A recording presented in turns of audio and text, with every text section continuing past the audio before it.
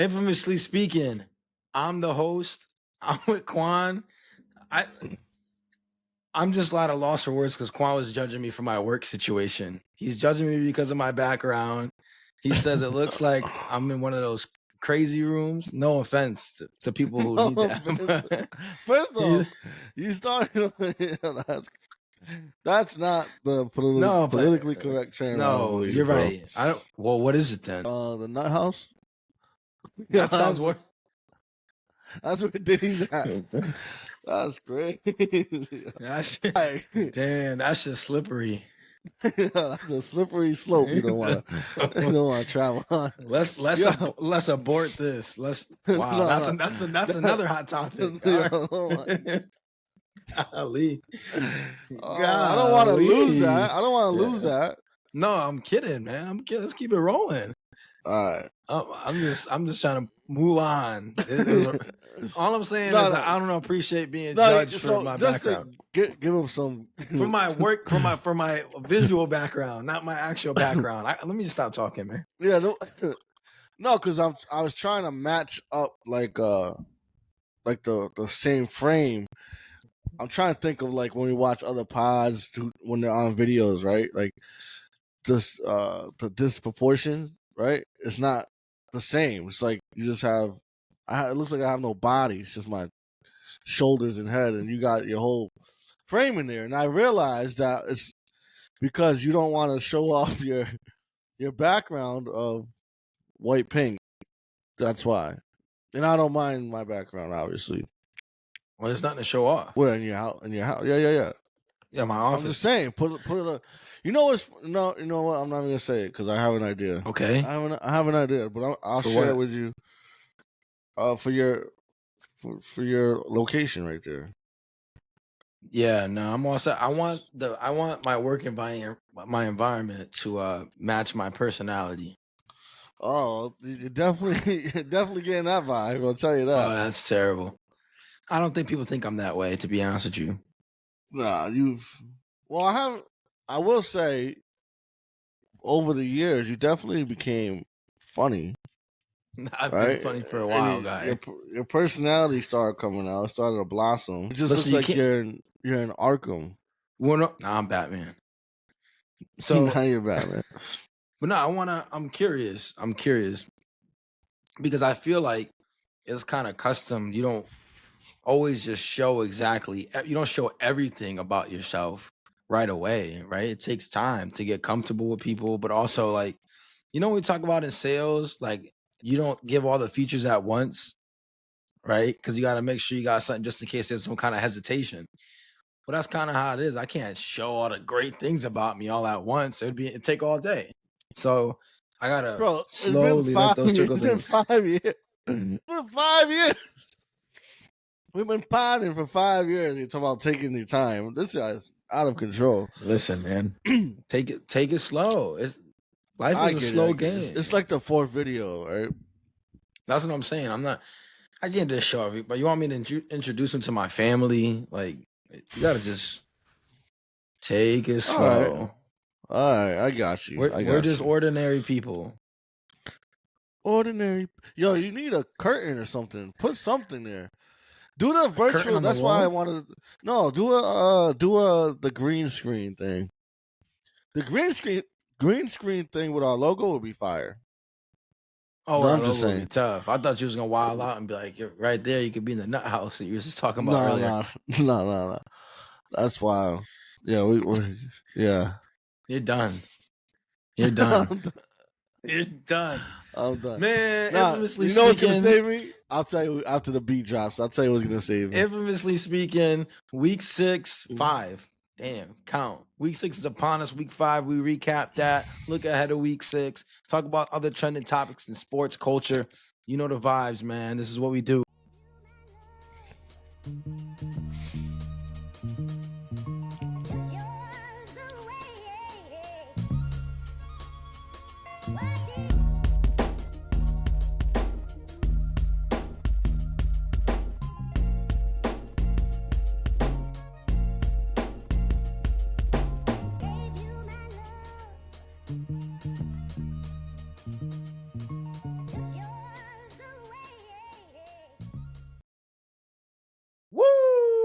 Welcome back to another episode of Infamously Speaking. Hopefully, the first 4 or so minutes didn't scare you off. Quan was wilding out of control, but it's all right. We were able to rein it back in over the break.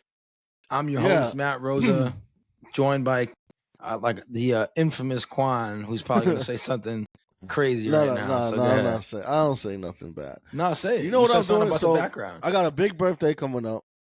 Wow. And this is what's gonna. This is what is gonna. This 25. Is who I am. You know what my true 25. Character is.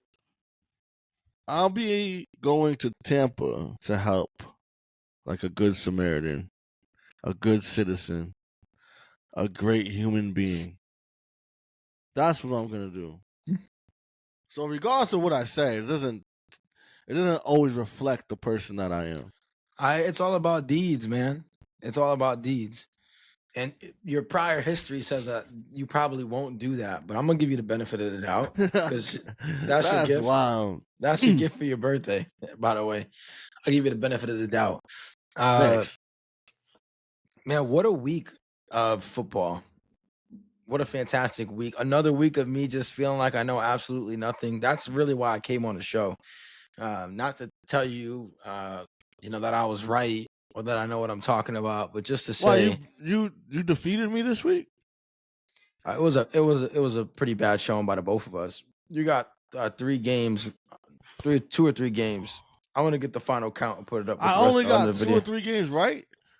No, over me. Over the week.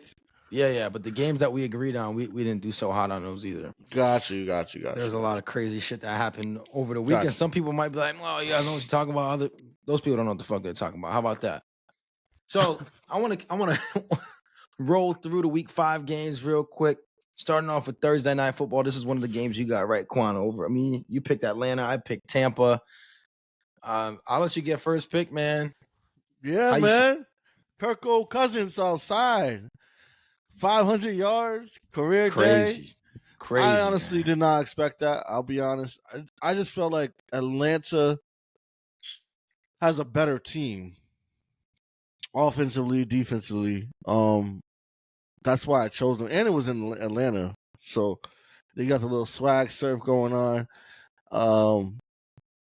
Yeah, I just called another one right. I call it how I see it, man. Eye test. What's wild is how they won. Yes. And still, Bijan is not even a big part of the game yet. So once that improves, I still think this team has a lot of potential. All I gotta say, you let Kirko change swag surf on you. It's spooky. Oh, that's the biggest takeaway. I apologize because you reminded me. Because who did Kirko change really swag surf on? Todd Bowles, the head coach, supposed to be a defensive guru, and he fucking let Kirk Cousins throw for 500 on him. Just absolutely killed him. Yeah. And I think the theme of the weekend was questionable to poor coaching decisions, and there's a theme throughout the games that we're going to talk about where you'll see that where coaching really matters, because we always talk about the players and the advantages that they give, but coaching is such a big part of it. And to your point, Todd Bowles had no answers. I mean, London 12 for 150, 154, Mooney 9 for 105, Kyle Pitts, who was getting ready to go play in China. Yeah. Like, that's how bad it was. And they don't play football. That's how bad it was.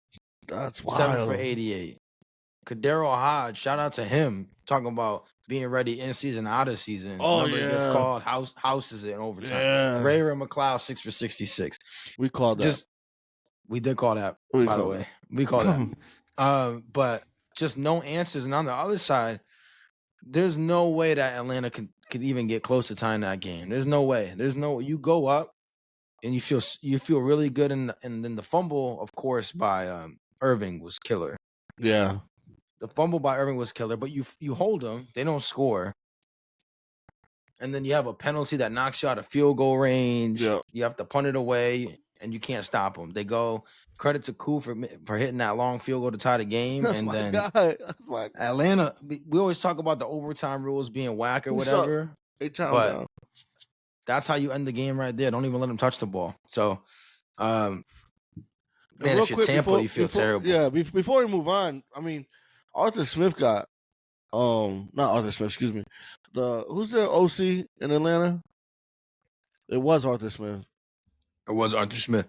Um, Arthur but Smith sucks. he called a hell of a game plan, bro. Like from the moment that game started, you got Kyle Pitts going up the middle of the seam. You got Drake London just sitting in that zone spot. So getting them involved early, they already had that game plan, which obviously Yeah. worked out. Even the play to win the game, he broke it through the middle. I'm pretty sure they were in zone at that, and Yep. he cut up all the way up top. So they had a game plan, and they executed, and they got the dub. Yeah, Shout out to Atlanta. Zach Robinson, OC in Atlanta. Yeah, absolutely a great game plan. And they were getting whatever they wanted. They didn't even have to run the ball, which is crazy. Only 18 total carries. And typically what we've seen throughout the season so far is that lack of balance will kill you. It swag surfing. Kirk Cousins He's was up. like Hey, he was like he's the third member of Outcast. That's how he was cooking, man. Wow. He was cooking, bro. That shit is sickening. This was a Absolutely great game. sickening. Let's go to this next game. I want to talk about this next game. It's also going to set us up for what we're going to look ahead in week 6. But how do you feel? This game was explosive, a lot of dynamic plays. Baltimore versus Cincinnati, divisional game, a lot on the line. We talked about it, like that division. I still feel like that division is open for Cincinnati. Even when the Steelers, was kind of taking off for a second, and we have Baltimore. How do I feel about that? How do you feel about that, sir? Well, I don't know how I feel about you calling me sir, but I'll tell you how I feel about the game. I feel terrible, man. I picked Cincinnati. You picked Baltimore. This was another game that we didn't agree upon. And I felt so good as the game was playing out. I'm like, Joe Burrow, absolutely killing. 30 for 39, 392 to 5 touchdowns. Killer interception, though. Absolutely killer interception. This is what gave Baltimore life. But and Jamar and T. Higgins pop off. Jamar 10 for 193. Like contract stuff, not on his mind anymore. He's like, fuck it, I'm just gonna go ball. But again, coaching, the theme, when in overtime. So I'm not gonna talk about Lou Anarumo. His defenses look terrible. But in overtime, Baltimore wins the coin toss. They get the ball. Cincinnati gets the strip sack on Lamar. Recover the ball. They don't move the ball at all, bro. They run the ball. It's like they settle for a long field goal instead of trying to move the ball and be aggressive to get it closer. Yeah, they thought it was automatic. They thought, and you know what? To be fair, McPherson is nice, but what happened on the play? Holder botches the hold, barely gets the ball up in time. McPherson shanks the kick. Mm-hmm. If he was closer, that ball goes in. So there's all these things playing so soft. Like, what are you playing soft for? Yeah, you're 1-3. Yeah. You're 1-3, and at that point, you haven't been able to stop Baltimore. Baltimore, all they need is a field goal at that point. So you got to play aggressive. All you need is a field goal. You can't rely on a 55-yarder. That shit ain't clean. Justin Tucker, one of the best kickers, if not the best kicker we've ever seen, he's been struggling. Young Ho's been missing. Young Wei, I say Young Ho. Young Wei. He's been missing kicks, and he's normally automatic. Like, you can't just leave it up to a long field goal. So I hate the lack of aggressiveness and urgency from Cincinnati. They were playing like they were 2-2 and Baltimore was 1-3. Yeah, we talk about it. I could appreciate that. We talk about it often where it drives us to the nut house. Maybe but it drives you. It drives you crazy. I'm never going in the house. That they're playing not to win. They're playing not to lose. Excuse me. They're playing 100%. Not to lose as opposed to playing to win the game. I don't get it. I feel like, and I could be wrong. I just, in my memory, I remember teams going to try and get that touchdown, call it a day. And now, I granted, right, the field goal's usually an easier play. You don't have to drive so far down. you probably eliminate the possibility of mistakes with each snap, right? Like fumbles, turnovers, whatever. But at the same time, like you said, they're not playing to win. They're Well, playing. at that point, field goal wins them the game because Baltimore got the ball first and they forced a No, turnover. no. I know But that. just a long field goal makes no sense. Like going into that's your thought. Like, oh, we got McPherson, we're gonna go. Yeah, 55 yards, no problem. Well, to something you said though, maybe they had a little nerves with Burrow because he was playing such a great game, and he did throw that pick late in the game. You know what I mean? So that could have affected their If decisions. you got nerves with your franchise quarterback who's proven to you that he's nasty, then don't coach. He What do you want me has, to tell but you? he has proven he is nasty. But this year hasn't been great for him until This year's that been game. great for him. He For played a great Burrow? game against Kansas City too. What are you talking about? Oh my God! Will you cut it out? He's been good. Other than the game against New England, he was good against Washington. He was good against Kansas City. He was obviously good against Carolina. Everybody is. The only game he didn't play well was against New England. So 4 out of 5 games, he's been Joe Burrow. He is not the reason why the team's 1-4. No, I don't think he is. Even close. He's the last I person on the don't think. list. I don't think he is. He's the last person on the list. The last. The last. The defense is the reason why they're 1-4. I mean, listen, you want to blame the Patriots game on him? Fine. Absolutely. Cool with that. But Kansas City, you scored 25 points again. You know, let me tell you something about Kansas City. No, we know what happened with Kansas City. No. You know when's the last time they allowed 28 or more points? Who, Kansas City? Yeah. Yeah. When? Against the Bengals. Nope. The Bengals scored 25. No, 3 years ago. No, Philly in the Super Bowl, not this Super Bowl, the past one when they played Philly. That's the last time that defense scored allowed 28. Burrow put it 25. He's not the reason they lost. That wasn't pass enough. interference by the rookie. That's the reason they lost, right? No, the refs is the reason they lost. Oh, here we go. Anyways, take the Baltimore angle on this one, man. Yeah, there is none. So you sent me the text, and it was about Lamar's stats, and it's just not his stats. It's the way he plays the game. Sometimes it's like you're just amazed. Like when he was fucking did a spin move and backfield, and he stiff armed him. He rolls right. You think he's gonna throw it out of bounds. He throws it across the body to Isaiah Likely on a crazy touchdown. Insane. That guy's amazing. I genuinely enjoy watching Lamar Jackson play football. Yeah, I agree. He had a hell of a game. But I think that think about it like this. What did he throw? He threw 4 touchdowns, if I'm not mistaken. 4. Yep. Even with him throwing 4 touchdowns, they were bound to lose that game. 100%. So my take is that Baltimore still needs to go back to what we think is their identity and let Henry do what Henry does. Because Henry ultimately closed that game out. Yeah, that long run after. Yes. So that's my take on it. I think Baltimore is obviously a scary team. But even with Lamar doing all the Magic Johnson-esque things, it's not going to get it done for the Super Bowl.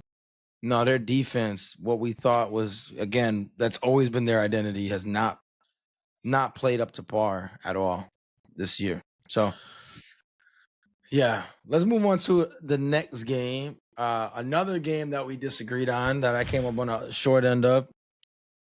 That's going to be a continuous theme anyways this week. Buffalo at Houston. I'll let you go first because I took Cincinnati first. This is my take. You ready for this? I'm ready. Do you know what month it is? It's October. It's October. It's spooky time. It's pumpkin alert. You've been looking for a pumpkin. You've been looking for a pumpkin all year. And he's right there in Buffalo, brother. And he's the quarterback of the Buffalo Bills. Josh Allen is not it. He puts up great stats on games. I'll give him that. But he is not it. He's not going to win you a championship. He's not, in my opinion, he's not a franchise quarterback, because a franchise quarterback to me is someone who's going to get you a ring. And he's not it. He is not it. And he showed it. And it wasn't just Josh Allen, right? Because they made some questionable coaching decisions. As you said, that's what the theme is. But you got Josh Allen. He has 3 opportunities to make a completion, and he doesn't make one. He doesn't move the ball at all. Whether it's his feet, whether it's his arm, he didn't get it done. Josh Allen, my friend, is the pumpkin you've been searching for. And it didn't take all season to get there. Or midnight. What a fucking terrible take by you. I'm actually surprised. I'm surprised. I mean, let's That's why get it straight. And it's funny because I wanted to share that with you as we was watching the games, but I was like, nah, because I want his authentic reaction on air. My reaction to that is let's pump the brakes a little bit because we have a history of Josh Allen, perennial MVP contender Josh Allen. So has never won anything. No, he hasn't, but neither has CJ. I know CJ, this is his second year, but listen. Don't do that. No, this is his second year. But again, if you're starting a franchise, you taking Josh Allen over CJ? What's my franchise? Like what's the pieces around him? Because you're starting one. You're starting one. You have nobody right now. I have no one. Who am I picking? Josh Allen or CJ? I'll take Josh. I'm cool with Josh. Nah, he just saying I'm cool with Josh. No, let me tell you, I'm cool with Josh. Right, Josh has experience. Playoff games. Let me tell you. I'm taking Josh. 100%. I'm taking Josh. You put Josh in Houston? Hell yeah. Are you kidding me? Oh my goodness. Cut it out, guy. Cut it out. So now it's because he's in Buffalo. You know, bro. Cut it out. What? Yeah, who Buffalo smacked? They smacked the Dolphins with Tua caught a concussion and started throwing up gang signs. They were smacking them before that. No, they weren't. Tua got hurt in the fourth quarter, my God. That game was over by halftime. No, it wasn't the first quarter. Yeah, the fourth quarter. The fourth quarter. It wasn't the fourth. He got hurt. He got hurt late in the game, bro. And now it's all James Cook that game anyways. He had like 3 touchdowns. It doesn't matter, my guy. It does matter. No, it doesn't. Anyways, you already had your turn to talk. Maybe you can stop talking now. I appreciate it. This is wow. So you took the Buffalo angle. Again, like we talk about terrible coaching decisions. You got the ball on your own 2 or 1. You don't try to run the ball at least once. They trusted Josh Allen to eat up clock. Does Josh Allen run the ball? Is he capable of that? Josh Allen, before that whole sequence, got absolutely smacked. I don't even know how he cleared protocol. He looked. He already looks offy. He looked done, bro. He looked like Eli. He looked Eli-esque. Yeah. There's in the nut house. Oh, I'm not gonna even touch that one. Jeez. Jeez. Anyway, go ahead. So I don't know why you even attempt. Just burn the clock at that point. Go to overtime. Give your quarterback a chance to somewhat kind of recuperate. Yo, like that shit was insane. Can I respond to that? Because this is the perfect time. Go ahead, respond. I vividly remember one time where the commentators were saying the same thing. Run the ball, run the clock out, play for overtime. But the team didn't. Do you know who that was? No. It was the Patriots in the Super Bowl versus the Rams. Bill Belichick believed in Tom Brady to bring him down to at least field goal range. Oh, my goodness, Guy. But what are we talking about? The difference brings up Tom Brady and Josh Allen? Yeah. Because, listen, this is why, though. They believe in Josh Allen. They believe Josh Allen could have got him down the field for field goal.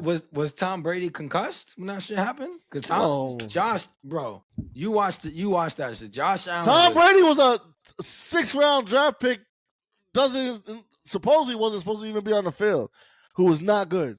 System quarterback. I'm just saying. This guy's acting like it's year 1 Tom Brady that did that. Fuck it was, here, my guy. No, it wasn't. Technically, it was year 2, but really, that's his first year he was playing. What are you talking about? That's the year he came in for Bledsoe. Cut it out, my guy. And they were cooking, and that's the Super Bowl. Way different. More pressure. That's what I'm saying, though. Way different. It's way different scenario. Plus, they didn't drive. Your boy John Madden was like, take the knee. Bro, the drive, number 1, that's not my boy. Number 2, yo, rest in peace. Yo, rest in peace is wild. Rest in peace, John Madden. 2, I don't even know what the fuck I'm saying after. Oh, 2, it was the Super Bowl at that point, and the drive didn't start at the fucking 1-yard line. It was like a 20. Yo, there's differences. The scenarios aren't even close to being the same. 20 with less time. So wait a minute. Also, Houston wasn't doing anything at that point that scared you. What? When you say it was a Super Bowl, what does that mean? Like what? There is no next game. There's no next game to play for. It's like, no, fucking go for it. At that point, there's no next game to play for. No. They're playing for overtime, though. Bro. What are you talking about? What I'm talking about, there's no game after this one. So no matter what you do, your decision is going to get scrutinized. Second, that's the greatest show on turf on the other side, not the Houston Texans, who's been sus through the first 5 weeks of the season. Let's get that straight. It's because Diggs is banging Cardi B when she is 8 months pregnant. That's not him. I don't know why I had to bring that up, but I'm sure that played somewhere in his mental when he was going through the things. What? I don't. Okay. I don't know. Did you see how Diggs looked at Josh Allen at the end of the game? No, I didn't. I was so disgusted by the fucking game that I turned it off. Here's my takeaway, because you were talking about Buffalo. Houston, you know what kind of vibes Houston's giving me right now? No.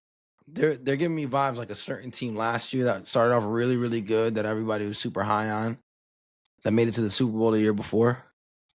Oh, Philly.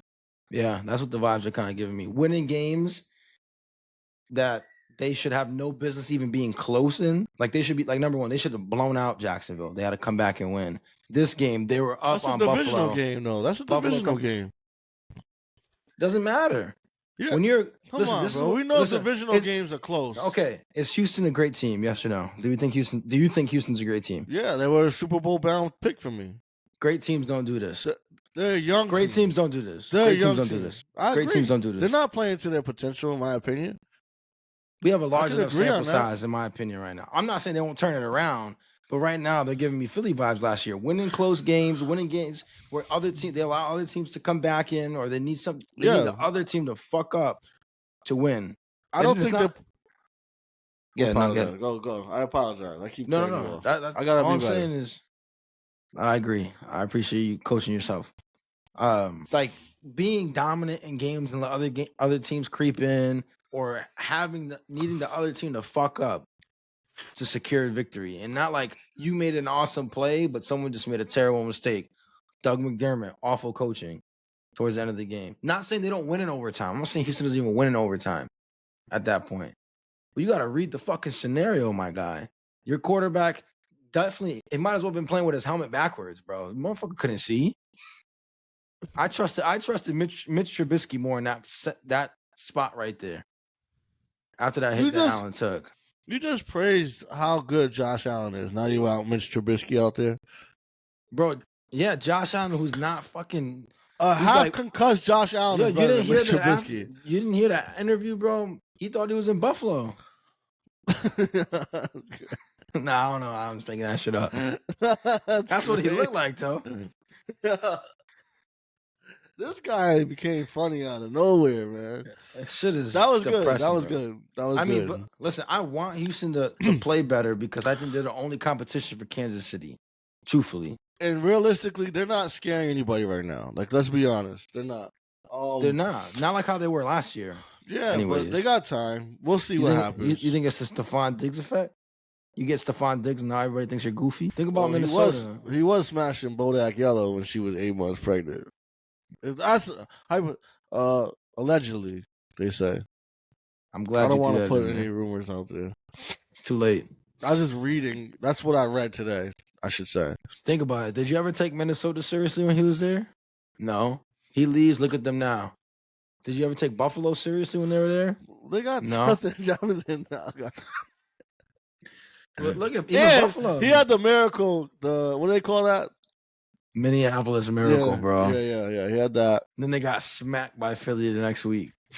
Absolutely. That's what Philly won the Super Bowl too, ain't it? Mm-hmm. Philly holding on to that Super Bowl for dear life. Oh, I love my Philly fans.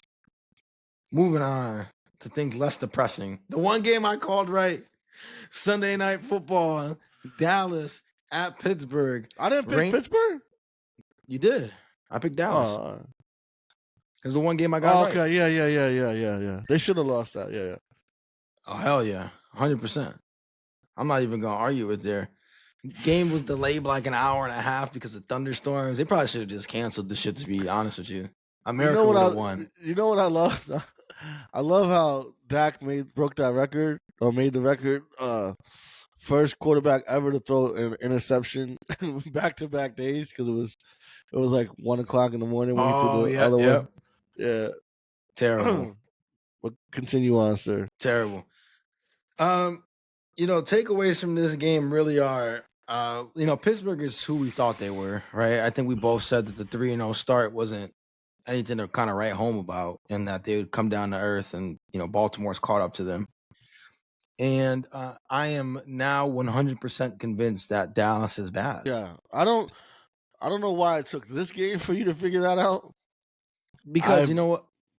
When you look at the games they played, right? Like when they lost to the Saints, there's always that questionable game. Like they had a bad game against Arizona last year, right? And they were 12-5. Baltimore, they do that to NFC opponents. They did it to San Fran last year. Yep. Lamar rolls NFC opponents. You're like, okay, whatever. But they struggled against the Giants, and then now this game against Pittsburgh. What I'll say, what's fucking crazy, little story. So we were doing our parlay, right? We was doing a parlay, and we stay off running backs because they've just killed us all year. And we didn't even take our own advice yesterday with Kamara, kicking myself for that one. Yeah. But and you asked me, you're like, yo, Rico Suave over like 42 yards. And what I said, I was like, absolutely not. And he fucking carries them, bro. He went crazy. Yeah, Shout out to Rico Suave, bro. Rico Suave's out there. Salsa dancing on Pittsburgh. Him and Tolbert look like the best players on the field. And Turpin. Cut it out, I told you Turpin. Did I not call Turpin? No, it wasn't one play. It wasn't one play, guy. He went 4 for 50 and he had one catch for 34. So meaning he went 3 for 16 the other times. That's work. No, it's work. No, it's work. I had him for 4 receptions. No, bro. You had one. You like one catch? I was like, you can't even do one catch. I was like, hey, maybe if they count the fucking catching the kickoff return, sure. Like that shit was crazy, man. Yeah.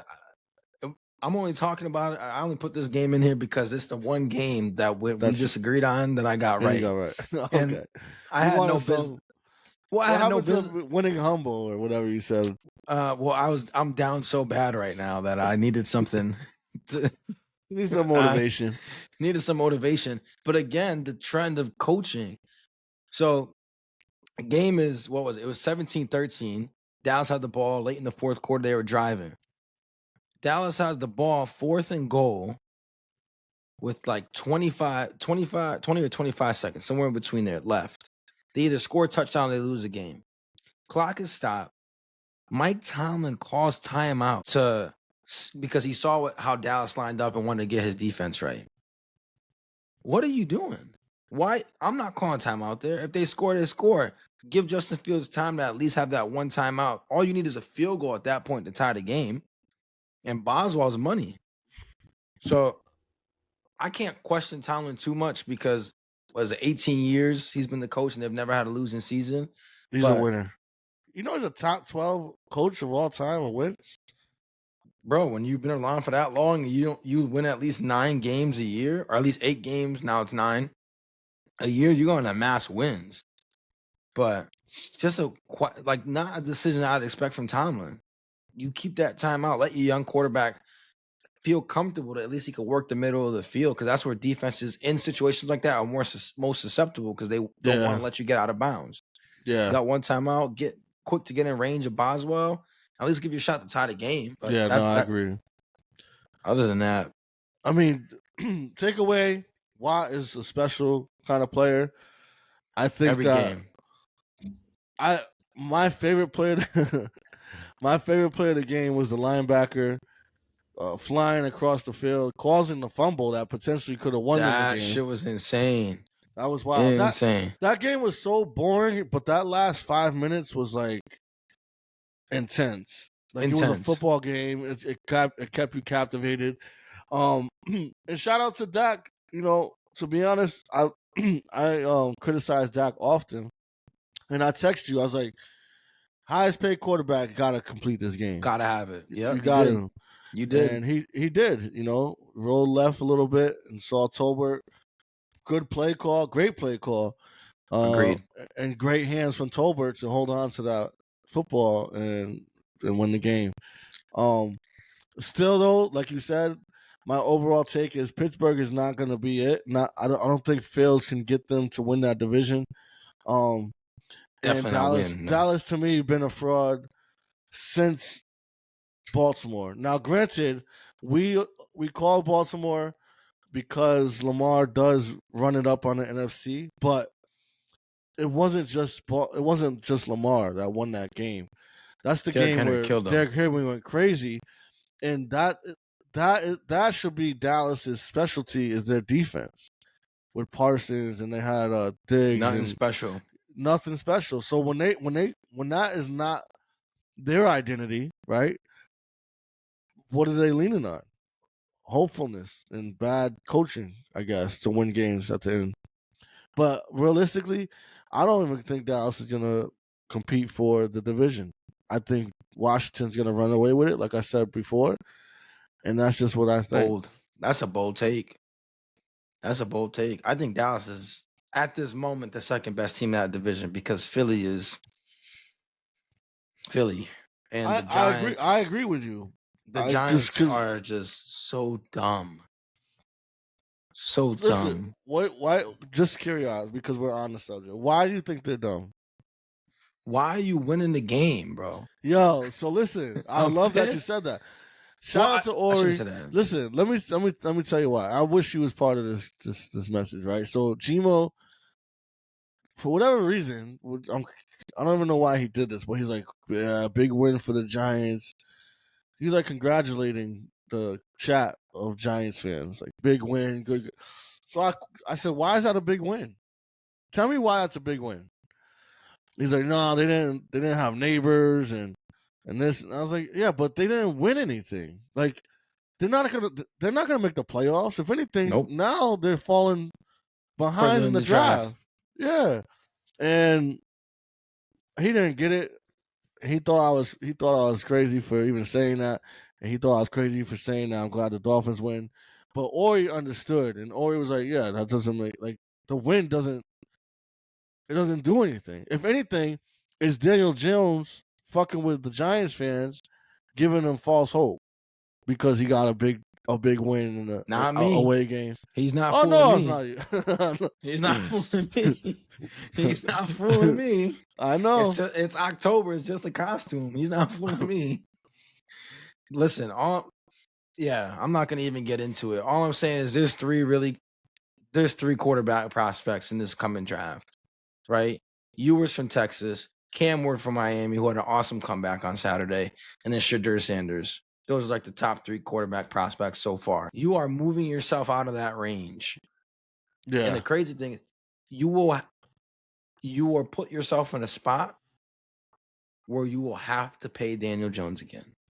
And it's not going to yeah, be at 40 million a year because the price is only going to keep going up. It's just how it is. That's the frustrating part. Do I want the Giants to lose? No, I'm a Giants fan. I like it when they win. But I also got this is dynasty, bro. This is not 1 year fantasy. yeah, yeah, This is yeah, yeah, yeah, dynasty shit. yeah, yeah. Shout out to my guy Tracy though. Tyrone Tracy balled out. He balled out. I was watching some plays they broke down, and the way he attacks the pocket and he can get left to right on like a switch of a dime is that's a special talent, to be honest with you. That's a great and that's another thing Patient. that we talked about Patient runner. was Patient runner. you guys did a hell of a job in the draft. You really did. Yep. So continue that trend, but don't make it harder for yourself by going further back in the draft. That doesn't make sense. Makes no sense because you know quarterback's your biggest area of opportunity. You got your star receiver, you got your second receiver. The offensive line is looking better. Defense, Deontay Banks is turning into something really special.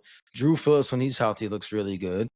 Of course, that front dangerous with Thibodeau and Burns and Dexter Lawrence. So yeah, I mean, I'm done talking about these guys, anyways. All right, last game from Week 5 that I want to talk about: New Orleans at Kansas City. And the reason I want to talk about this is not for coaching, not because anybody played super fantastic. Even though, I mean, Kareem Hunt and Juju Smith-Schuster got them at 5 below, and they were cooking. Hunt 27 for 102 and a Y'all touchdown. at 5 below. Wow. Schuster 7 for 130. Travis Kelsey's coming alive again, 9 for 70. All I'm saying is this, guy. Every week they play, I'm like, they have to lose at some point, but I don't see a loss coming. I'm like, when is the loss going to happen? I don't. Their defense is so good. Their defense is really good. Their defense is so good. Spags he's a hell of a coach. Facts. Giants legend. Andy Reid's a hell of a coach. I agree with you. I do agree with you. They will lose, and I did say that. And I never not liked Mahomes. I think Mahomes is a great quarterback. I think he's the second greatest quarterback of all time already, in my opinion. I agree with that. And you know you're great when you make Juju Smith-Schuster look like a all-pro wide receiver. Bro, he was cooking. He was cooking. But at the same time, I'm not getting ahead of myself. It was the New Orleans Saints. We have no belief in the Saints. Bro. You know what the sad thing about the Saints is that they actually have weapons. Oh, they have weapons. And for whatever reason, their go-to play is just throw the ball down the field and hope Rashid Shaheed can get underneath. Always, and the shit is frustrating, bro. It makes no sense. When you got to try that play like 7 times a game. Rashid Shaheed, the seam. In the seam, down the field. And credit to them, they hit it like 20-25% of the time. Yeah. But I think he's talented too. It's funny because I think Collinsworth said how, he's really just a return man. Well, he came into the league a return man, excuse me. But he worked on his game, and he's not the best route runner, obviously, but he improved enough to turn the Kansas City safety all the way around and get open on that long play. Yeah, for sure. I mean, frustrating because we had Olave, but you know what? I saw some stat about Kansas City. Like, they face great rushers. I don't think anybody's capped over or hit over 60 yards, and they've played Derrick Henry, Alvin Kamara, J.K. Dobbins, who was on a tear for the first couple of weeks. Yeah, but they didn't have the offensive line with Dobbins, right? And two, if anybody was going to do it, I think it would be the Chargers because that's what their identity is. Again, Baltimore didn't really have an identity the first week, and it's that Patriot effect where you play the team differently. Absolutely, people feel like they have to put up points against Kansas City, so they're out there trying to sling the ball around instead of just sticking to the game plan. I mean, going to the game plan of running. Offense has gotten better every week. If they keep this up, it's crazy. We always talk about Kansas City's offensive struggles, but they always seem to put up at least 20 points a game. I think they put up at least 21 every single game this year. 21 don't seem like a lot in today's football game, though. But it is a lot in this season's football. It is. Oh, for the first couple of weeks, we just saw like a 40-something, 41 game. Exactly. But here's the thing. I said it earlier. No one scored 28 on them since the Philly Super Bowl. So that's an amazing stat. That defense, shout out to the statistician. Who they play next week? Oh, they got a bye week, but then bye week. So, but big news from the Saints side. Derek Carr, maybe good news for the Saints. Derek Carr is out. I told y'all, pumpkin alert, pumpkin pie. People don't listen though. He's in Buffalo. People fall in love. He's in Buffalo. Crazy shit. I said last game I want to talk about. We actually one more game to talk about, and 2 reasons why I'm going to talk about this about Jets at Vikings. First off, Minnesota goes to 5-0. Sam Darnold pumpkin a Jace. No. Pumpkin a Jace. 14-31, 179 pick. By far his worst game of the year.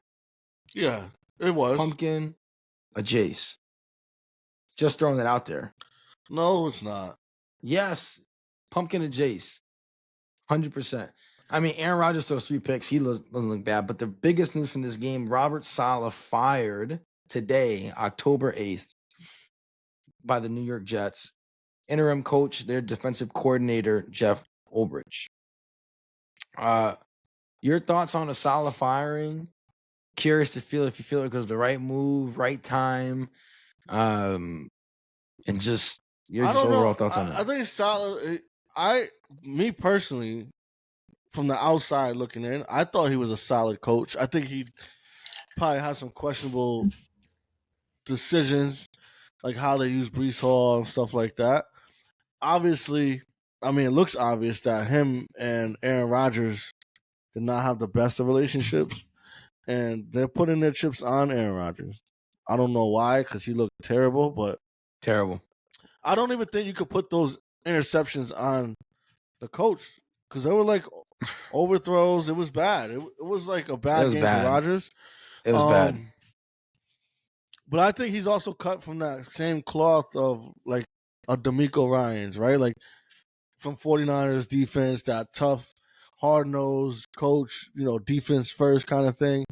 And they have the pieces for a great defense, right? We think that they have what it takes to be a top 5 defense in the league. They are statistically top 5. So there you go. So I don't see the reason why you would get rid of him so fast. And I think it was you that sent me the other stat of Rodgers is playing just as good as Zach Wilson. Same amount of points through 5 weeks as last year. So it's like, is it the coach? You know what the best thing about this is? It also brings up how great Tom Brady is. Because right. When Tom was on his run, it was Peyton Manning. Right. And then it went to Aaron Rodgers as the best. Right. It's like, so obviously I think the longevity and how the careers played out. Yeah. It's clear. Right. But had Aaron Rodgers did something special with the Jets, it still could have been up for debate or an argument to some degree, right? Not really, but people can argue, oh, Rodgers can still get it done at an older age, and I get what you're saying. So it just proves like Tom was different, and we should have appreciated it. And the only one who can defeat your favorite player, Kermit the Frog, was my guy, the GOAT. Not Thomas my favorite player. Edward Brady. Actually, my favorite player defeated your GOAT. Twice. Eli's not your favorite player. No, he's not. Yeah, my favorite player actually is Amani Toomer, receiver, longtime Giant receiver. But Eli, 2-time, man. Anyways, I get what you're saying about the Aaron Rodgers thing, especially if you win for the Jets. That adds a different level to it too, because they've just been so miserable. Exactly. And it's New York. But this firing is actually unprecedented by the Jets. So Woody Johnson has never fired a coach in season. And that includes Rex Ryan, Todd Bowles, Adam Gase didn't get fired in season. And he was terrible. What also doesn't sit well with me is you named the defensive coordinator interim coach. That wasn't their problem. Their problem wasn't defense. Their problem has been on the offensive side. Now, granted, you couldn't have named Nathaniel Hackett the head coach. You couldn't have done it. You could not have done it. Yeah. There's no way. And you know what? Sean Payton was talking shit last year, and the shit's come back around. Yeah. Everybody was like, oh, look at him talking shit. They just got 70 dropped on him by Miami. Denver's looked okay. And the Jets have not. And the other thing, the timing is so weird to me, because here's the thing. Right, Jets are 2-3. They play Buffalo on Monday Night Football coming up, Week 6. If the Jets win the game, they are first in the AFC East. That's wild. You're not dead at all. You're alive in the division. You're still the second best team in the division. Miami with no Tua. I say that frisky Patriots with Drake May, who knows, getting his first career start this weekend against Houston. I want to get a Travis Hunter. That should be crazy. You heard his comments. He wanted to stay in Colorado. He would love to stay in Colorado. Yeah, I seen that. But Denver's winning too many games. So yeah, it was just so weird. The Jets have to be one of, if not the worst run organization in professional sports in America, man. They're just so dysfunctional. You bring in the quarterback, and then like he clearly is running everything. You Oh go back to yeah. last year, they bring in Alan Lazard who can't catch. Yeah. Randall Cobb, He's having a decent season this year. bro. Randall And Cobb, Randall Cobb is Randall wild. Cobb, bro. They got fucking long 20-foot long blow up shits of him in fucking Home Depot for Halloween. Fucking Randall Cobb skeleton, Randall Cobb. Zombie. They bring in Tim Boyle last year as his backup. UConn legend Tim Boyle. What UConn football players panned out in the league? Tell me, please. Yo, I just seen this one. There's a Shit is I think he's a bad. defensive lineman. He said he was from UConn. I looked up, was mad surprised. Like, really? UConn. Tim Boyle is terrible. And then, bringing Nathaniel Hackett, who was an absolute undeniable failure in Denver. It's just been a show. And it's what's crazy is, again, if they win Monday night, they are first in the AFC East. And there's a chance they can win Monday night. There's a legitimate shot they could win Monday night. Is it not that it really matters, but is it in MetLife? It's in MetLife. Yeah, that's a big game. So that's the recap for week 6. We're going to go ahead and look ahead. Sorry, week 5. I get this shit's mixed up. I just want to stop thinking about week 5 because it was so bad for me. So that's why I said week 6. But now we're going to look ahead at week 6. Only a couple games Quan and I disagree on. So I'm going to cover the ones real quick that we think we both agree on. We both like San Francisco at Seattle. We both like Chicago winning in London against Jacksonville. We both like Green Bay at home against Arizona. Indy at Tennessee. We both like Indianapolis, even though Anthony Richardson sounds like he might start. We like Yo, it's crazy it's when you crazy. say it like that. Because we was all the way up here on Anthony. I was at least. I know. I was too. He could use Flacco's some time. been balling, man. Flacco's really been balling. That's the shit. Houston at New England. We both like Houston in that game, but watch out, Drake May making his first start. Tampa at New Orleans. We both like Tampa, especially not knowing what the quarterback situation is. We know Derek Carr's out for a couple of weeks, but we don't know if it's going to be Rattler or the kid who made his debut in Kansas City last week. We both like Philly at home against Cleveland, and not because we like Philly, but because Cleveland, it may be not even a professional football team. We don't know yet. UConn might beat Cleveland. Three Rivers and Norwich, Connecticut might be. Los Angeles at Denver. We both like Denver. Status is still up in the air for LA's 2 best offensive linemen, and Denver's defense has looked very dominant so far this year. We both like Pittsburgh at Vegas. Vegas is also fighting with Cleveland for not really sure if you know how to play professional football. They don't know what's going on with quarterback. Minshew got benched. O'Connell looks terrible. Spooky vibes. We both like Detroit at Dallas. Detroit getting revenge for that blown call last year. Mm-hmm. We both like Atlanta at Carolina. They're right there with Cleveland and Vegas. And those are the games that we agree on. So we agree on a majority of the games this week, but we're going to go into the games that we don't agree on, starting with Quan's guy, Jaden Daniels, going into Baltimore to take on the Ravens and the suddenly red hot 3-game heater, Baltimore. So I the reason why is because I'm riding with my guy, Dirty Daniels. He's just different, bro. Even on that play where he almost scored a rushing touchdown, it was like a 40-yard run. There was a blitz. It was on I don't know if you've seen the play, but it was a blitz. It was a free shot on Daniels. I'm talking about nobody touched this guy. Daniels casually ran around him to the right and ran for 40 yards, almost a touchdown. We talked about how spectacular Lamar is and enjoying watching him play. It's the same with Daniels. The same exact. In fact, I think Daniels is way more accurate. Better passer. So, if I'm being honest, I think Baltimore has the better overall team, but they haven't shown it on defense like we talked about. So, I'm going to ride with my guy. I think that, and we talked about it prior to jumping on the actual live show. where it's an early game.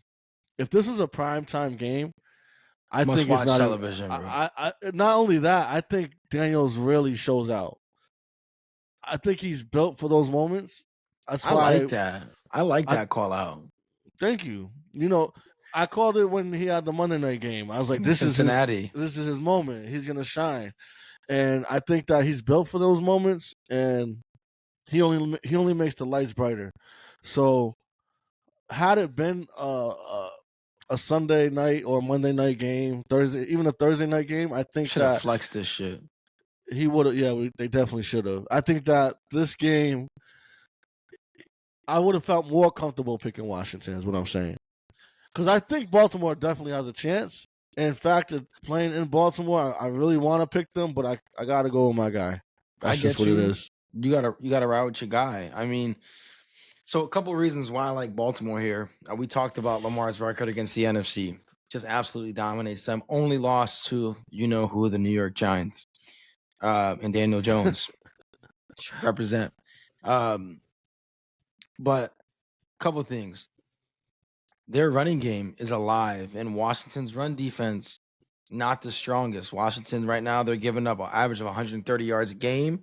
Baltimore's averaging 211 on the ground. Vice versa. Washington's really leaned on the run game. It's really helped Jaden Daniels keep him off his back. Play action has been super strong with McLaurin down the field. Even Zacchaeus, he was in Philly. Like, who's Zacchaeus? What the heck? Like more like zucchini, right? And then now he's Zacchaeus. And he's been cooking. That kid Brown been Kid cooking. Brown is special. Even the rookie running back that they got running behind Eckler and Brian Robinson. Forget his name. He scored a couple touchdowns too. So their running games. McNichols. McNichols. Yeah. He's looked really sharp too. But Baltimore's only allowing 60 yards a game rushing. It's different. It's different. I agree, it's different. Daniel's the biggest rushing key in that. But if anybody knows how to defend that, wouldn't you think it'd be Baltimore? You can't defend that, brother. No, you can't defend it. But if anybody has an idea of what it's like, you think it'd be Baltimore, right? I'm just throwing that out there. You would think it'd be Baltimore. I would think. Not saying that they're going to completely contain him. Like, you can't completely contain Lamar, right? But and also, again, at home, I like Baltimore in that game. Now, I will say this, and this is just out of respect to what Jaden Daniels has been able to go. If I was betting this game, I think the line is egregious. Giving Baltimore 6.5, giving Washington 6.5 points. Having Baltimore as almost a touchdown favorite. That's disrespectful. Probably the best offense. No, not even probably the best offense in the league so far is crazy, especially with the way the Baltimore's defense has been playing. Is crazy work. Now, I do have a question for you about this game. Do you think whoever wins this game, their quarterback wins MVP? That's a great question. Because I was going to bring it up. If Daniels has a hell of a game, would they consider him? There's only been one rookie MVP in the history? I think I saw that somewhere, yeah. You know who it was? It's Jim Brown. So yes, I did see that. That was like in 63 or some shit like that. Something crazy. I hope it happens, bro. To be honest with you, I hope it's a great game. I hope they both perform very well. But obviously, I want Washington to win. To answer your question, yes. If he has a great game and they can beat Baltimore in Baltimore, go to 5-1.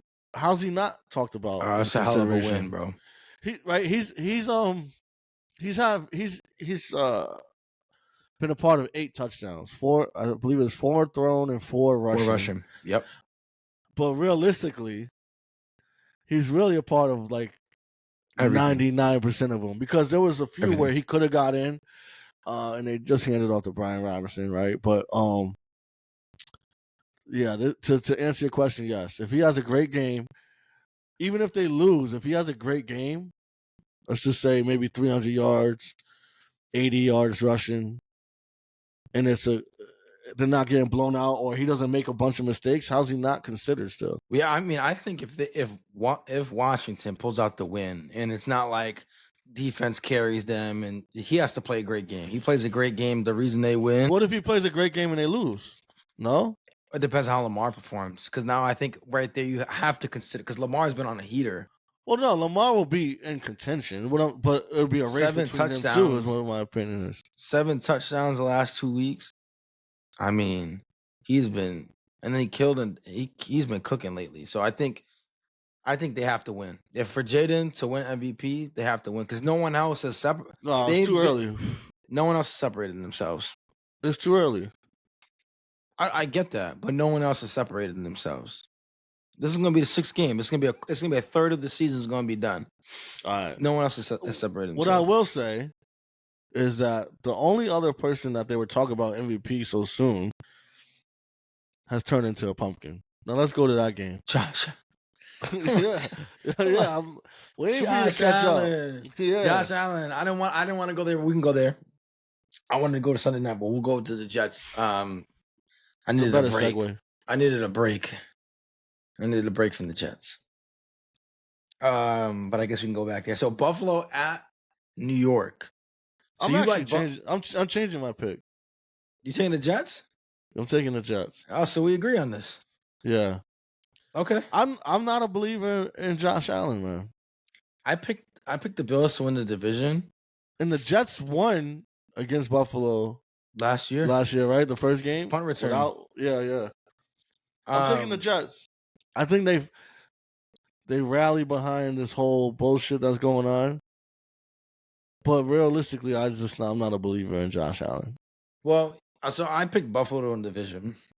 But man, Buffalo the last 2 games, and granted against good quality opponents, Baltimore, Houston.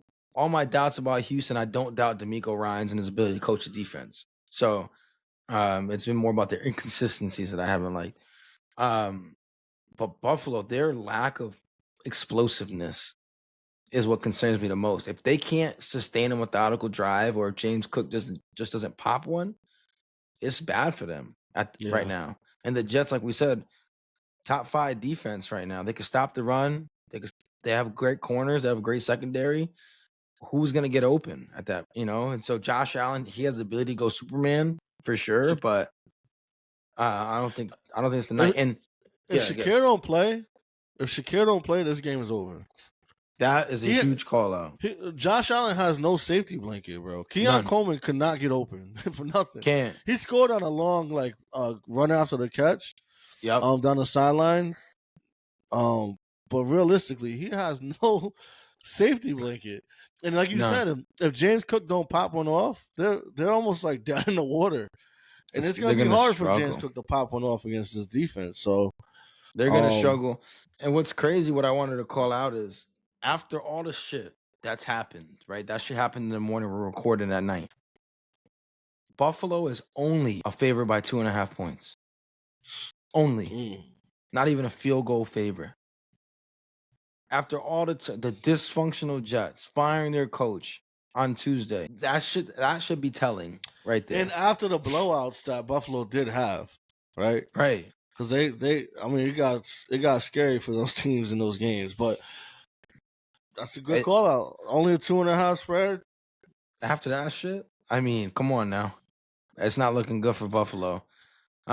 So we agree on. So now there's only 2 games that we disagree on, and I'm doing this because fuck it, why not? At this point, I'm doing it. And Cincinnati has just let me down consistently all year. So Cincinnati at the Giants. This is the Sunday night game.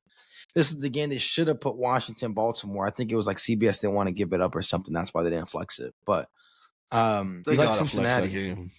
You like Cincinnati. Yeah. I like the Giants.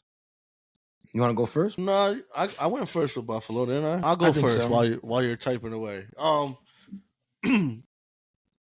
I just think Cincinnati's a better team, even though they haven't really shown it. Jamar Chase cooking up. He's hot. If they get T. Higgins involved more like they have been, it's going to be tough for the Giants. Are the Giants corners playing? Did they play last week? No, They didn't play last week, right? Yeah. So nope.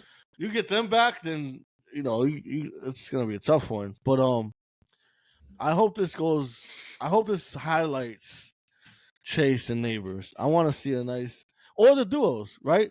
I said it early this year. I think before the season started, where I think Neighbors and Robinson could be one of the 2 best duos in the NFL. And they haven't let me down, in my opinion. Obviously, Neighbors missed the game with the concussion, but realistically, they're both performing at a high level. Yeah, The Giants just do things that cost games, right? Part of the rest of that argument that I didn't get to, I didn't think it was relevant at the time, was when they lost to Washington because they didn't have a kicker, but Gano was hurt on Friday, and they didn't think to bring in a lower half injury for a kicker, and you don't think to bring in another kicker just in case. Um, it's kind of mind boggling. So just off the strength of that and that dumb decision, I feel like the Giants are going to lose. But I think it's going to be a closer game than people probably think because the Giants defense is starting to, starting to get home. Their rush is yeah, starting to get home. yeah. Yeah, that's part of the reason why I like New York. I also like them. Again, if Neighbors is healthy, he's still listed as questionable on the injury report. That's what I was looking up. I like your call out of the dynamic duos, but what was encouraging, and I called out Tyrone Tracy, and even if Devin Singletary's back, I'm still giving a start to Tracy. I was just about to say, but I Give him didn't the want to cut start. you off. They have to, if they don't give him the start, they have to give him a handful of touches. They can't He's too just explosive, solely. man. He's too explosive, bro. So Too that's a great explosive. call out. I think if Tracy gets more involved, they even have a better chance. But Agreed. again, we'll see what they do. The Giants do not giant shit. I guess it's giant shit because of the Giants, but just giant dumb shit. How about that? Um, but I mean, 18 for 129 is so encouraging. Theo Johnson last week, he was getting involved as well. I know you were high on him coming into the season at the tight end position. He had 5 for 48, so that was nice to see him getting involved in the offense. Yeah, Um, I played him in one of my leagues because we talked about it. Right, Neighbors is getting 15 targets a game. They have to go somewhere. They're not all going to go to Robinson and Slayton, even though Slayton had a pretty good game too. So I knew they was going to get him involved more. So it's good to see that that they can trust in the rookie to make some plays on the field. So yeah, 100%. like I said, as someone who should hate the Giants, which I don't, um, you guys have a bright future, and it's looking brighter as the days go. Right? It's just you really need a quarterback, in my opinion, and we'll see how that turns out at the end of the year. 100%. Yeah, and you mentioned Slayton, like he balled out. He absolutely killed Seattle. 8 for 122 and a touchdown. I mean, he just absolutely balled out. And so, Neighbors, Wandale, Darius Slayton, Theo Johnson, Eric Gray was kind of dangerous at the back. He had that costly fumble. But that's why Tyrone Tracy, I mean, they've been good at drafting players lately. Under Joe Sheen and Brian Dable, they just hasn't translated to wins because, like you said, the quarterback position hasn't been solved out. But I can't trust Cincinnati's defense. I love Joe Burrow. I think they're going to score points. Let me pause on that. I love Joe Burrow. I think Joe Burrow's a great quarterback. You love his blonde hair. That's Did crazy. Nona have blonde hair when you fell in love? When I fell in love, did she have blonde hair? I know she did it. No, I don't I think she remember did. she had blonde hair. She did, but I think I don't know, man. When I fell in love, guys, it was love at first sight. It really was. I'm saying it like she's It gonna really listen to was. this. No, It no, it was really Quan was knows. though. Quan knows. Yeah, Quan dude. knows, bro. I've never felt so confident in my life. Like I'm not somebody who struggles with self esteem. Clearly, because I come on here and make a clown on myself all the time. But I'm secure with who I am. I don't Yeah. know why I'm sharing that. By the way, maybe it makes me it makes me sound insecure. That but is funny. That was funny. but bro, it was. You remember I'm not gonna disclose where all the details, but the moment I saw her, I went to Quan. I'm like, bro, I'm about to bag this girl right here, bro. And it Yeah. happened. It happened. She Remember? she she bagged you. Not I sure she did, but I had to just I had to make the effort. You know what I mean? Yeah. Um, I just had to let her know that she bagged me pretty much. You know, you remember? It reminds me of that time when remember I bet you lunch. I'm not gonna say it, but back then when if I was a single man, bad chick, and I was like, bro, and you were talking about, yo, she's bad. I'm like, you won't get her number right now. I'll buy you lunch right now. You remember that? Yeah. And I was like, yo, I'll buy you lunch right now. You go bag her. Oh yeah, And yeah, yeah, yeah. this guy went to her job, pulled up. I was sick, bro. This guy ordered A5 Wagyu steak, Lobster. lobster roll from Captain Scott's. Yo, I was and served. then I saved it and acted like I cooked it for the date. Yo, that's grimy shit. That bun was probably stupid soggy. Yeah, I didn't have an air fryer back then, so That shit was probably wild oily. funny. Yo. That he was like, visit the nut house. No. Anyways. Man, NFL football is cooking. But I did want to talk on some random shit that kind of caught my attention in the world of sports. First off, so we had some spicy cornerback talk in both the pros and in college over the weekend. Dallas quarterback Jordan Lewis, after the Steelers game, said Pittsburgh needs a receiver. George Pickens weak. My opinion, he wasn't lying. He wasn't lying. Sold, bro. George Pickens looks average. Terrible. Average. I'm taking Wan'Dale Robinson over him all day. Easy money. Let's get it.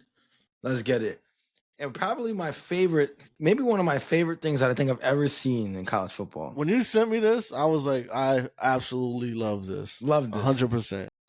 But go ahead. Texas Tell them what it was. A&M cornerback Will Lee III, whose nickname is the Blanket, sent a Texas A&M blanket with a note that read, "Get used to this blanket.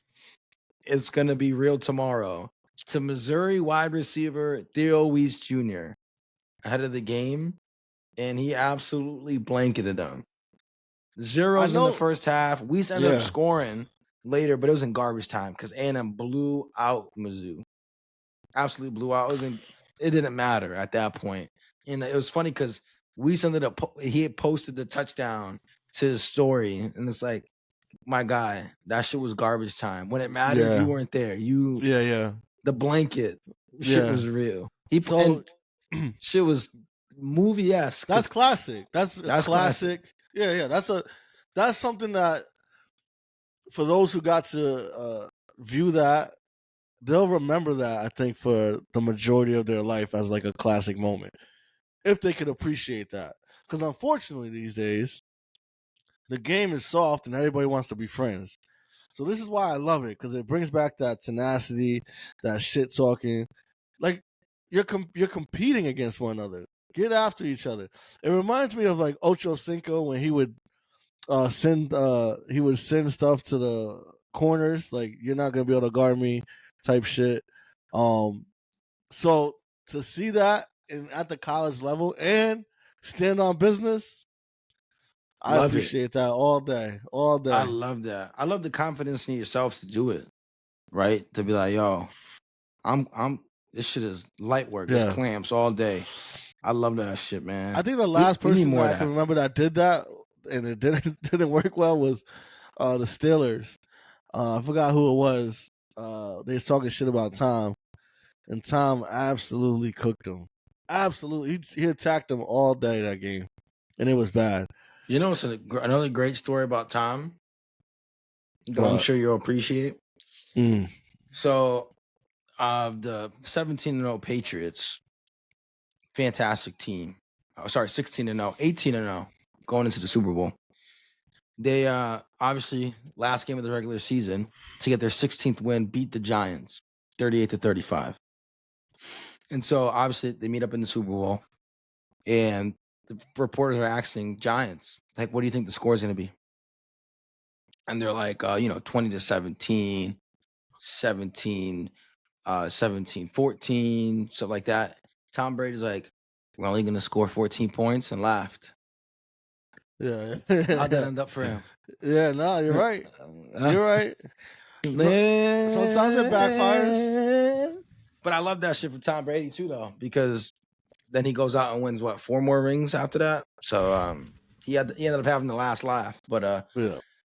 I love that shit. You're right. On sports in general, everybody wants to be friends right now. And I don't even give a shit if your friends off the field, bro. But between the lines, do shit like this. Yeah, exactly. Do shit like that. That's another reason why Anthony Edwards gained me as a fan was the series against Phoenix when he was talking shit to KD and all that. He's talking that shit. That's I don't know. I love that shit. I think that part of the game is missing to some degree. Obviously, they talk shit to each other on the field sometimes, and we don't hear it because of the mics and all that. But we need this. I need somebody out there like, yo, you're not. I need neighbors to go out there and be like, yo, nobody's guarding me today. I'm getting my 102 touchdowns. Well, even what Justin Jefferson said when they were talking about, respectfully, I'm not Garrett Wilson. Now, granted, Garrett Wilson broke out last week, but that's the kind of shit I love. Like, you know who you are. Talk that shit. Yeah, it's not always gonna go your way. Sometimes you'll get humbled, but over your career, what you've shown, you have earned that right to talk like that. So go ahead and talk that shit. That's what we want. That's what we do. Exactly. That's why we're here. That's what makes sport. That's what makes us love the sport. Is the competitive nature of it. You know what I mean? You don't got to be disrespectful at it all the time. I mean, you should be too. Don't get me wrong. You can be disrespectful too. You know, I'm gonna consume that shit. But now you're Bill Romanowski spitting at the camera. That's crazy. Yo, he was wild. Moving on to another topic that's near and dear to Quan's heart. And something that Quan loves because he's probably part of it. There's a recent study that's going to be released this Friday done by the NCAA. Shows that sports bettors are behind a rapidly growing level of abuse of NCAA athletes. So an article that was published by ESPN by David Purdom, and this is a quote.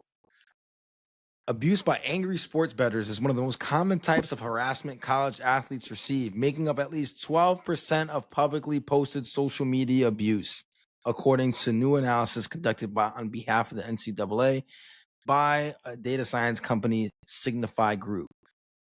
The fact that this shit, number one, is even a study is insane. But 12% of all social media abuse is by a bunch of sweaty fucking guys. It's like, you fucking sold my parlay. Talking to 18-year-old kids, bro. What's your thoughts about this? Are you behind one of these Twitter accounts? No. So I don't even bet on NCAA. But what I will say is I'm actually surprised it's only 12%. Yeah, I really am.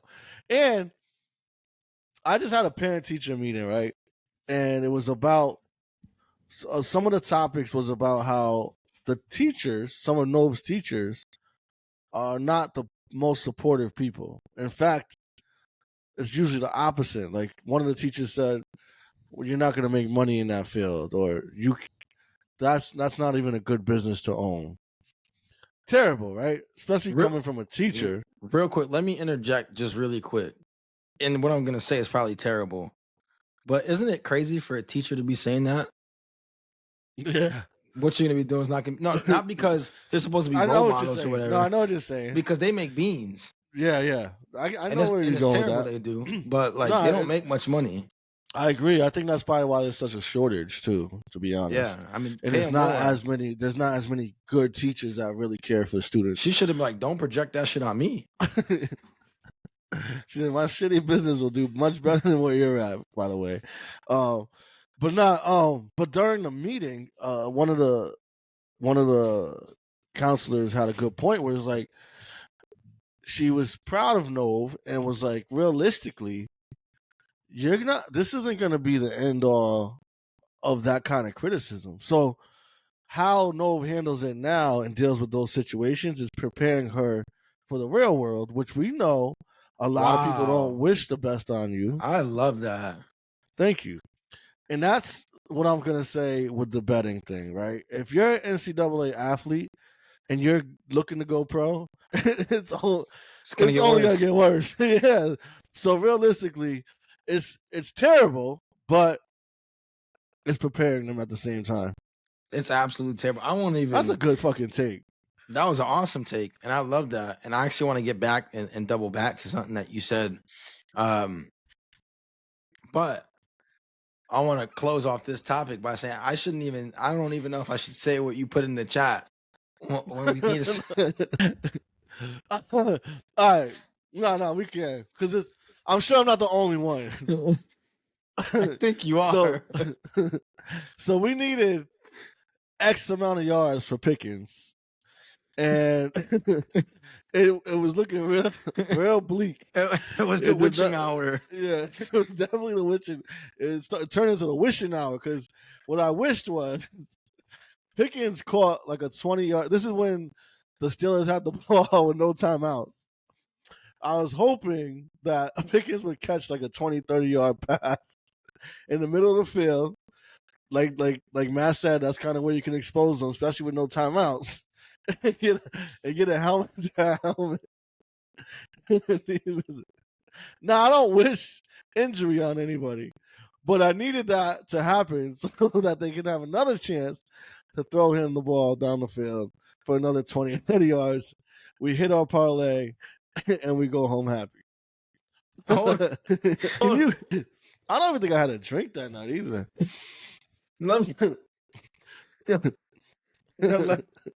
Let me read this shit exactly.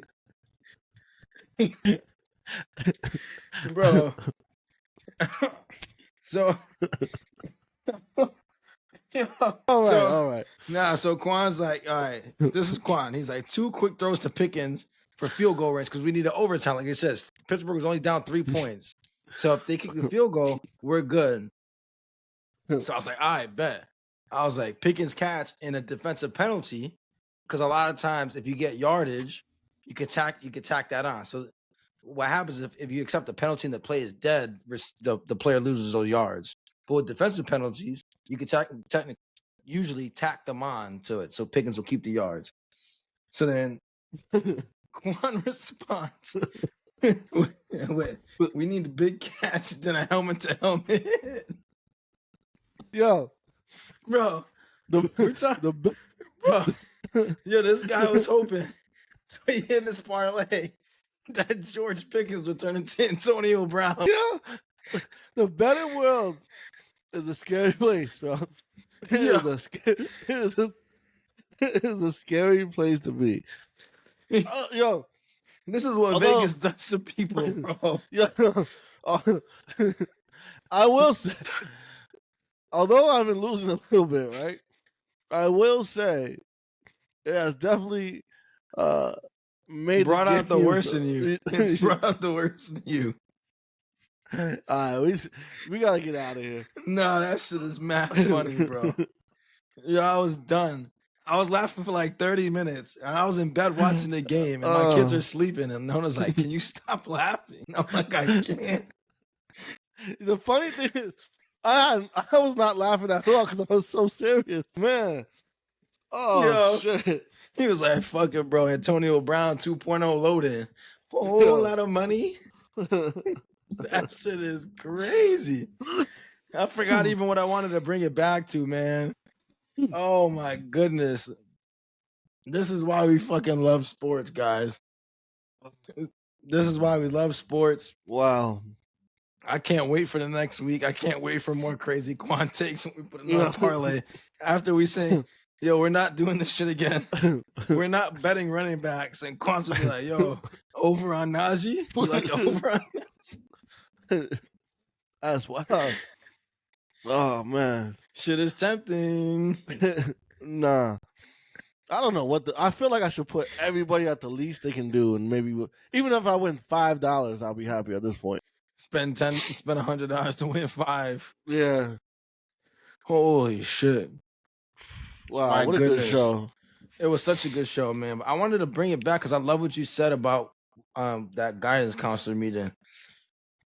I always tell people, back to something serious, when you brought up facing criticism, because it's true, right? You're only going to continue to face criticism.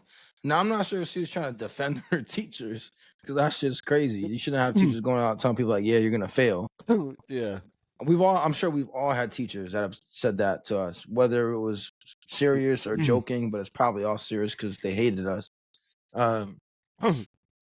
Is I will never discourage, as long as it's the right kind of work. I'll never discourage work, especially for kids that are like your daughter's age, right? In high school, getting ready to make a transition to the rest of your life. A valuable skill and things that people discredit.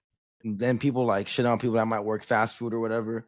You need to learn how to work in general. That's not a skill that's taught in school. You got to learn how to work, and whether it's I agree. McDonald's, it's fast food, if it's at a restaurant washing dishes, if it's at the casino custodial work, whatever it is, you got to learn how to work. You got to learn how to be disciplined, show up on time, be accountable for your results. How to follow. That's such a critical skill. Everybody's like, oh, you want to be a leader. You want to be a leader. You can't be a good leader if you're not a good follower. Because Wow. you need to know, you have to be able to emulate that for the people that you lead.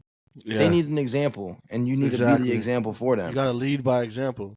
Exactly. And that means you got to be a good follower, because especially, and you know this, and credit to you, because you became a leader of people that were your peers.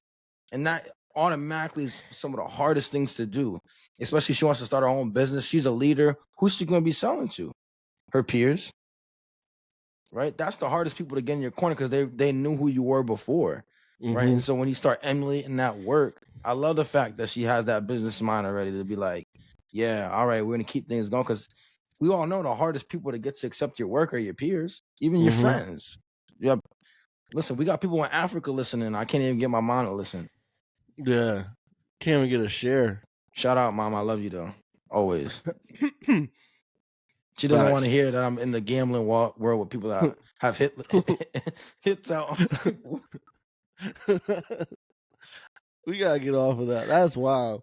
When you broke it down that way, I just seen the dollars, man. Listen, I said this. It could have been almost any other penalty you could have picked, bro. It could have been like a face mask. It could have been a horse collar tackle. Shit, man. It could have been anything else. And this guy's like big catch and then helmet to helmet. Yo, that's wild. That is wild. Oh, good shit, man. Yeah. Well, it's good talking to you. I'm sure I'll talk to you throughout the week, as always. You know what that got me thinking now? What if you could take parlays on regular people? Like over under time to get to work. Oh, yeah. Over under time to do this inventory. I bet you there's people that do that. I bet you there's people that do that. There's be like, nah. Be like, bro, no. I took the over. I took the over on him getting to work. I'm thinking Quan's like, I need him getting in an accident. That is crazy. He's like head on collision. Nah, I ain't gonna lie. I'd probably be one of the people be like, yo, I need you to run here. I need you to make a stop here before you come in. You know, shade some points. That's what I'm saying. You could have said anything else. You could be like, oh, forgot something at home, or flat tire. And this guy's like, no, accident. Yeah. I need a car. I need a picture with it. That is wild. He's like, no, I can't let him leave on time. He can't be like, no, I'm stuck with a customer. It's like, no, printer falls on him and breaks his leg or some shit like that. He's still clocked in. That's wild. Oh my goodness. Yo, DraftKings, hit us up. The parlays are hot. You have to put the number right there on the show, like the 1-800 gambling number. Hope NY. We're not professionals, guys. We're not giving any advice. What an awesome show. We're gonna end it here because I'll just keep going on. This shit was easily top 5 thing I've heard maybe in my entire life. We're all red, I guess. That's what made it even funnier. Because text you can't always get tone, right? And so it's just the words. You're reading it in a tone, in that tone that you thought I was talking in. Which makes it even funnier because I know I could picture you saying like, Shit, man, we need a big catch in that fucking helmet to helmet. You know what I mean? That's why it's so funny now to me, because I was dead serious. I was dead serious. I could picture it. Like I pictured the helmet to helmet happening. Bro. It's crazy. He caught the ball. He did catch Remember, the ball. he threw the ball behind him and tried to do that the pitch thing. Oh my gosh. He was like, half this shit almost happened. Oh That man. is crazy. Man, appreciate y'all tuning in if you made it this long. We always appreciate it. New episodes every Thursday. This is Infamously Speaking. We're signing off. And as always, think critically, speak infamously. We out.